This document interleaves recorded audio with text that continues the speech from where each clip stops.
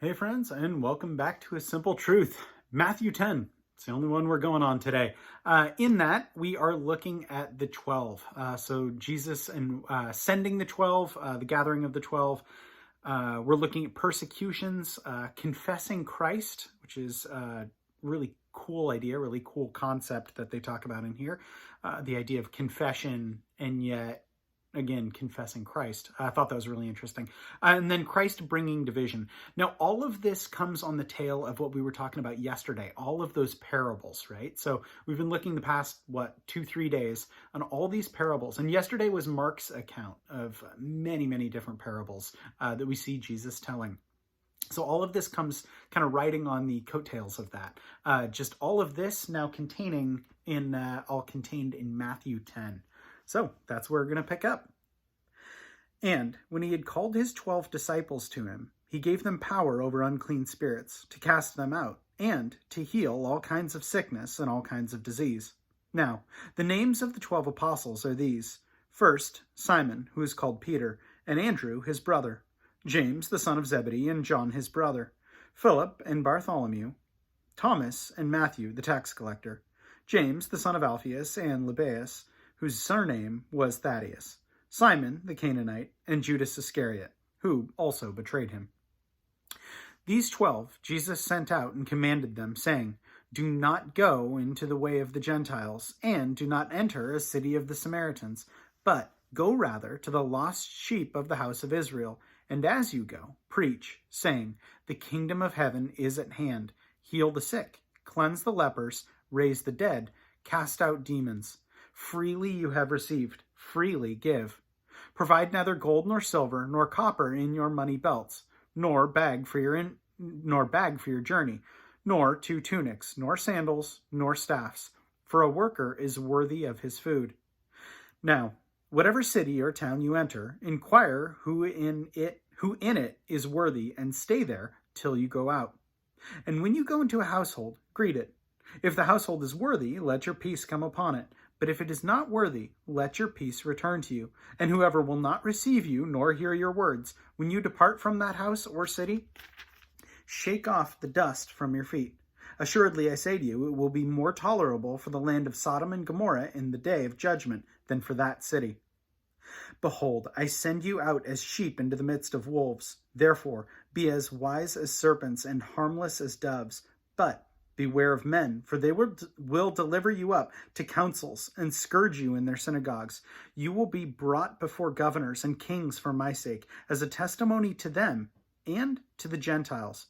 But when they deliver you up, do not worry about how or what you should speak, for it will be given to you in that hour when you should speak. For it is not you who speak, but the Spirit of your Father who speaks in you. Now, brother will deliver up brother to death, and a father his child, and children will raise up against parents and cause them to be put to death. And you will be hated for all for my name's sake. But he who endures to the end will be saved.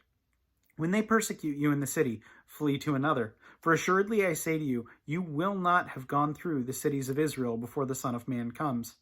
A disciple is not above his master, nor a servant above his master. A disciple is not above his teacher, nor a servant above his master. It is enough for a disciple that he be like his teacher and a servant like his master. If they have called the master of the house of Beelzebub, how much more will they call those of his household? Therefore, do not fear them, for there is nothing covered that will not be revealed, and hidden that will not be known. Whatever I tell you in the dark, speak in the light, and what you hear in the ear, preach on the housetops. And do not fear those who kill the body, but cannot kill the soul, but rather fear him who is able to destroy both soul and body in hell. Are not 2 sparrows sold for a copper coin, and not one of them falls to the ground apart from your Father's will? But the very hairs of your head are numbered. Do not fear, therefore. You are of more value than many sparrows. Therefore, whoever confesses me before men, him I will also confess before my Father who is in heaven. But whoever denies me before men, him I will also deny before my Father who is in heaven. Do not think that I come to bring peace on earth. I did not come to bring peace, but a sword. For I have come to set a man against his father, a daughter against her mother, and a daughter-in-law against her mother-in-law. And a man's enemies will be those of his own household. He who loves father or mother more than me is not worthy of me, and he who loves son or daughter more than me is not worthy of me. And he who does not take his own cross and follow after me is not worthy of me. He who finds his life will lose it, and he who loses his life for my sake will find it. He who receives you receives me, and he who receives me receives him who sent me. He who receives a prophet in the name of a prophet shall receive a prophet's reward, and he who receives a righteous man in the name of a righteous man shall receive a righteous man's reward. And whoever gives one of these little ones a cup of cold water in the name of a disciple, assuredly I say to you, he shall by no means lose his reward. So again, I know it's just that one chapter, but that bit where we're talking about confessing Christ. So that's chapter 10, 32 and 33. Therefore, whoever confesses me before men, him I will also confess before my Father who is in heaven. But whoever denies me before men, him I will also deny before my Father who is in heaven. And I think that right there that should be enough encouragement to say, go boldly. Go boldly as you go forth professing the name of Christ. I can think back to a time when I wasn't so bold. And not that I'm terribly bold now, but I look back to a time when I experienced hesitance or trepidation, or I felt fear about it. And so I didn't speak as truly as I should have. And I pray about that, right? Recognizing that, God, you are sovereign, you are holy, and I am so fallen. Let me from here out be bold and speak that. And that person who I was not bold with back in the day, surround them with Christians who can profess your word better than I did, now that person is out of my life and wouldn't even begin to know how to contact them.